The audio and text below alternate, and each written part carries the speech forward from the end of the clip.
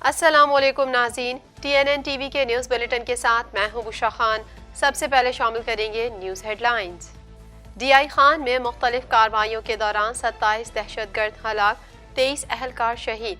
ISPR کا کہنا ہے کہ گزشتہ شب ضلع ڈیرہ اسماعیل خان میں بڑے پیمانے پر مشکوک سرگرمیاں دیکھنے میں آئیں۔ کارروائیوں کے دوران اسلحہ، گولہ بارود اور دھماکہ خیز مواد برآمد کر لیا گیا ہے۔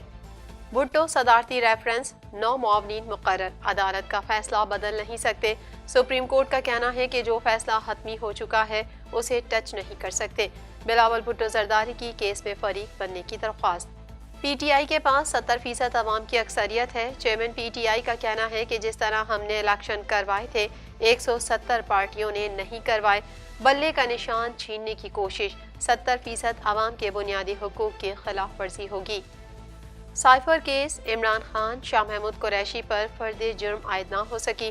وکیل سلمان صفدر کا کہنا ہے کہ سائفر کیس کا اوپن ٹرائل نہیں ہو رہا۔ عدالت میں درخواست دی ہے، یہ اوپن ٹرائل کے تقاضے پورے نہیں ہو رہے۔ قلات میں رواں موسم سرما کا سرد ترین دن، -5 ڈگری ریکارڈ۔ سڑکوں، نالوں اور تالابوں میں کھڑا پانی جم گیا۔ لاہور اور کراچی کا فضائی معیار انتہائی مضر صحت قرار۔ کینیڈا اسرائیلی فوجی کارروائی کی تحقیقات کے لیے احتساب کے نظام کی حمایت کرے گا۔ کینیڈین وزیر خارجہ کا کہنا ہے کہ فلسطینی شہریوں کو زیادہ تحفظ فراہم کرنے کی یقینی ضرورت ہے۔ ہمیں اس بات کو یقینی بنانے کی ضرورت ہے کہ تشدد کو روکنا چاہیے۔ کینیڈین ہاؤس آف کامنز کے اسپیکر گریگ فریگس نے متنازع ویڈیو پر معافی مانگ لی۔ فریگس نے ارکان پارلیمنٹ سے اپنے آپ کو بچانے کا موقع مانگ لیا۔ فریگس کا کہنا ہے کہ اگر کامنز کمیٹی نے مطالبہ کیا تو وہ مستعفی ہو جائیں گے۔ کینیڈا میں سکھ رہنما کا قتل، کینیڈین انٹیلیجنس چیف کا کہنا ہے کہ امریکی فرد جرم سے بہت سی نئی معلومات ملی ہیں، ہمیں ہندوستانی حکومت کے احتساب کی سخت ضرورت ہے۔ غزہ میں 18,000 شہادتیں، بائیڈن کا اسرائیل کی حمایت جاری رکھنے کا اعلان۔ غزہ میں اسرائیلی بربریت جاری، 24 گھنٹوں کے دوران 416 فلسطینی شہید۔ اسرائیل نے مزید 4 افسران سمیت 7 اسرائیلی فوجیوں کی ہلاکت کی تصدیق کر دی۔ امریکی میڈیا نے اسلامو فوبیا کو ہوا دینے والے مودی کے سیل کا بھانڈا پھوڑ دیا۔ ڈس انفو لیب کے ذریعے مخالفین کو سوشل میڈیا پر بدنام اور ہراساں کیا جاتا ہے۔ واشنگٹن پوسٹ نے دعویٰ کیا کہ ڈس انفو لیب بھارتی خفیہ ایجنسی عراق کے افسر نے بنائی تھی۔ ہیڈ لائنز آپ نے جانی اور اب شامل کریں گے خبروں کی تفصیل۔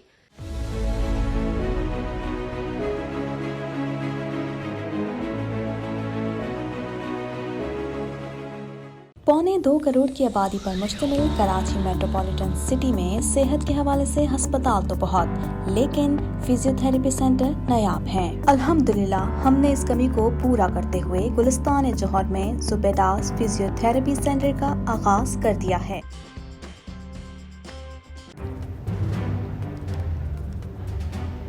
Islamic Finance TV, the only TV channel of the fastest growing Islamic economy in the world and the prime mover of Islamic finance news.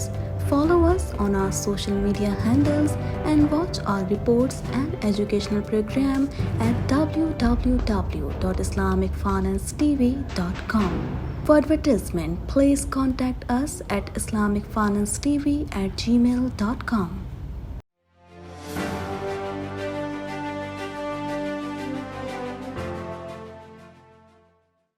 Dera Ismail Khan میں مختلف کارروائیوں کے دوران 27 دہشت گرد ہلاک اور 23 اہلکار شہید ہو گئے۔ مزید تفصیلات اس رپورٹ میں۔ ضلع ڈیرہ اسماعیل خان میں مختلف کارروائیوں کے دوران 27 دہشت گرد ہلاک اور 23 اہلکار شہید ہو گئے۔ ISPR کے مطابق 11 اور 12 دسمبر کی درمیانی شب ضلع ڈیرہ اسماعیل خان میں بڑے پیمانے پر مشکوک سرگرمیاں دیکھنے میں آئیں، جس پر سیکیورٹی فورسز نے مختلف کارروائیاں کی، جن میں کل 27 دہشت گردوں کو ہلاک کر دیا گیا۔ دہشت گردوں کی موجودگی کی اطلاع پر جنرل ایریا درازندہ میں انٹیلیجنس بیسڈ آپریشن کیا گیا، جہاں دہشت گردوں کے ٹھکانے کو تباہ کرتے ہوئے 17 دہشت گردوں کو جہنم وصل کیا گیا۔ اسی طرح جنرل ایریا کراچی میں انٹیلیجنس پر مبنی ایک اور آپریشن کیا گیا، جس میں دہشت گردوں کا ٹھکانہ تباہ کیا گیا اور 4 دہشت گرد مارے گئے۔ تاہم شدید فائرنگ کے تبادلے کے دوران پاک فوج کے 2 جوان شہید ہو گئے۔ ISPR کے مطابق مارے گئے دہشت گرد سیکیورٹی فورسز کے خلاف دہشت گردی کی متعدد کارروائیوں کے ساتھ ساتھ معصوم شہریوں کے قتل میں بھی ملوث تھے۔ کارروائیوں کے دوران اسلحہ، گولہ بارود اور دھماکہ خیز مواد برآمد کر لیا گیا۔ پاک فوج کے شعبہ تعلقات عامہ کا کہنا ہے کہ علاقے میں موجود دہشت گردوں کو ختم کرنے کے لیے کلیئرنس آپریشنز کیے جا رہے ہیں۔ پاکستان کی سیکیورٹی فورسز ملک سے دہشت گردی کے خاتمے کے لیے پرعزم ہے۔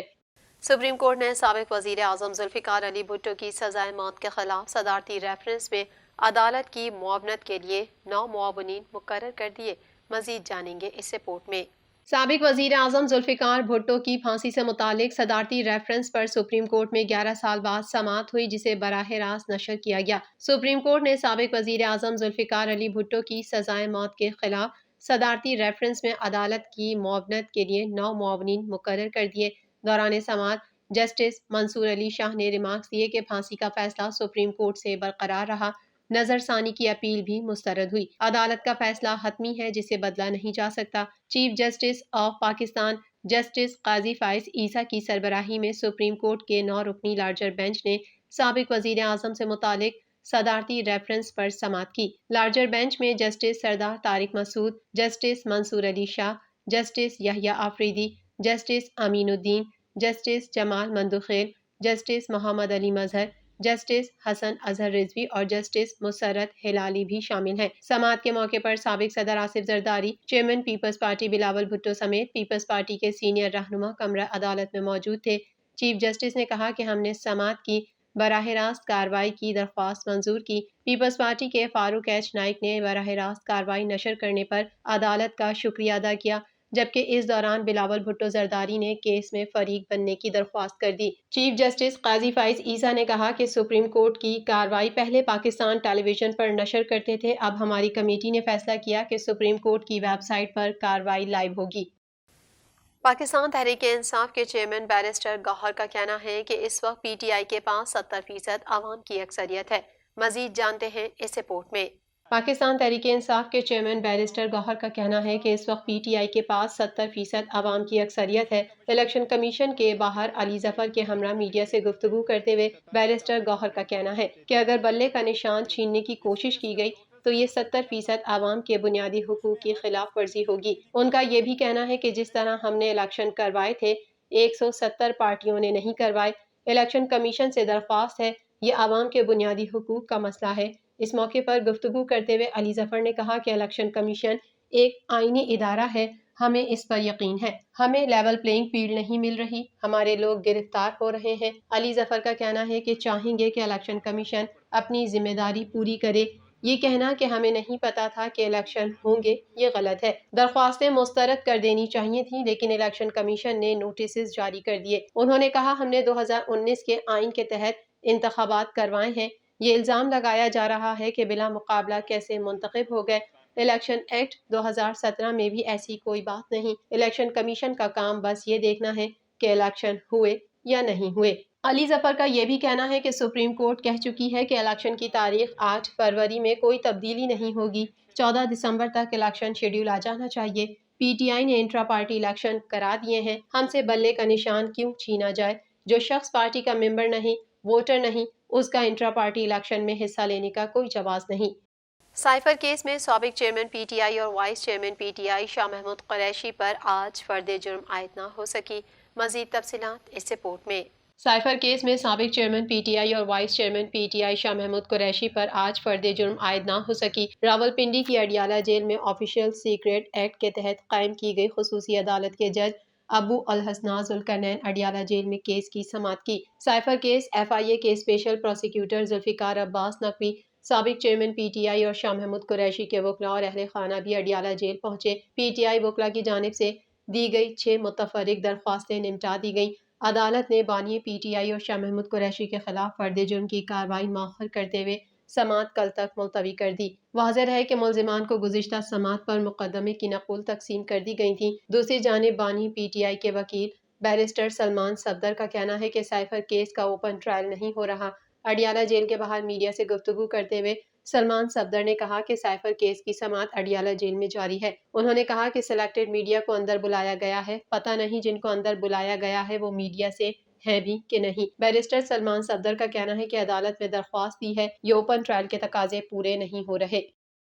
بلوچستان کے ضلع قلات شہر اور گرد و نواح میں سردی کی شدت میں اضافہ ہوا ہے، جہاں کم سے کم درجہ حرارت -5 ڈگری سینٹی گریڈ ریکارڈ کیا گیا۔ مزید تفصیلات اس رپورٹ میں۔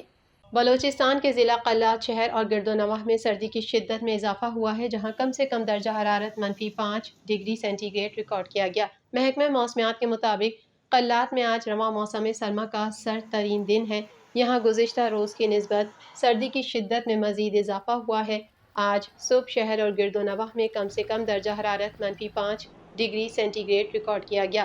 درجہ حرارت نقطہ انجماد سے نیچے ہونے کے باعث سڑکوں، نالوں اور تالابوں میں کھڑا پانی جم گیا۔ دوسری جانب قلات میں شدید سرد موسم میں سوئی گیس کی لوڈ شیڈنگ سے صارفین کو شدید مشکلات پیش آ رہی ہیں۔ اس کے علاوہ صارفین کو بجلی کی غیر اعلانیہ لوڈ شیڈنگ اور وولٹیج میں کمی کا بھی سامنا ہے۔ ادھر کوئٹہ سمیت بلوچستان کے شمالی اضلاع میں موسم سرد اور خشک ہے۔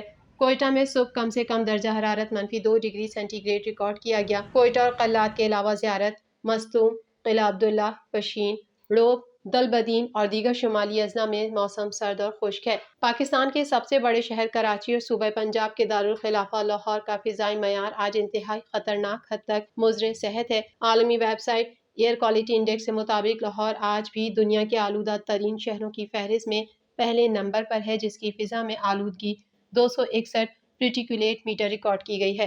صبح سویرے لاہور کا اس فہرست میں چوتھا نمبر تھا۔ دوسری جانب کراچی کا آج دنیا کے آلودہ ترین شہروں کی فہرست میں 5واں نمبر ہے۔ مزید خبریں بھی بلیٹن کا حصہ ہوں گی اس بریک کے بعد۔